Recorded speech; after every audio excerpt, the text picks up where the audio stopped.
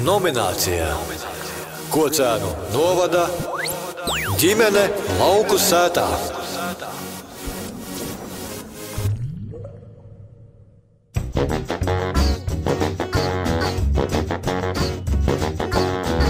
Šeit ir vecā kolhoza laika ferma. Savulaik bija viena no tādām ražīgākajām šajā pusē.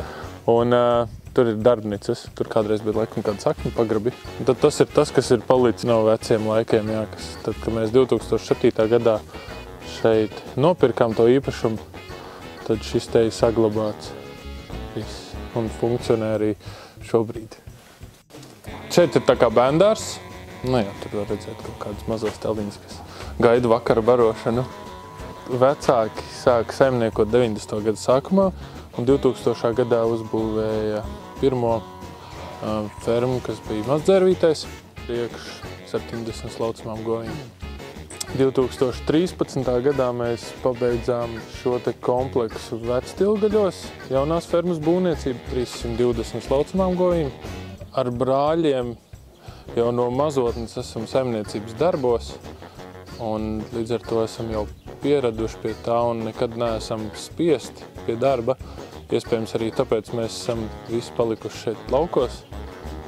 Un es uzskatu, ka vecākiem tas arī ir liels prieks, kad visi dēli saimnieko šeit pat, un tas ir liels atbalsts. Un visu, kas ir, to mēs liekam zem vārda mēs. Jo tas ir tāds kopīgs ģimenes uzņēmums, ģimenes saimniecība. Es jums parādīšu, kas šeit iekšā notiek. Kā notiek visas slaukšanas process, kā lecam iekšā. Jā, šeit var redzēt slaukšanas zāli 2x10 paralēlā tipa slaukšanas zāli.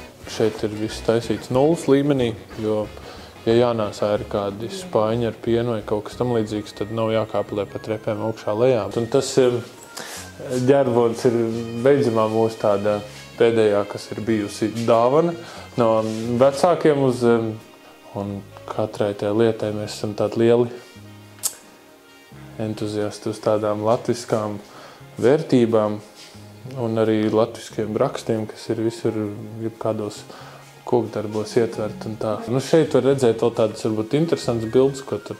Tur ir gan tirgus laukums Valmierā, kur Valmieras teātri redz, gan kartupeļu talka Kocēnos kaut kur, nu, tur gan es precīzi nezinu, un tā ir augšējā bildē tēvam vecā mamma, jā, tā ir tēva vecmāmiņa Anna ar laikam, cik es sapratu no savas vecās mammas, kad ar balti brūnu govi. Nu, tādas raibas laikam arī šajā pusē nebija. Tad tur ir tie pirmsākumi. Nu, jā, tad tur laikam ir meklējami jau tie pirmsākumi 1925. gadā.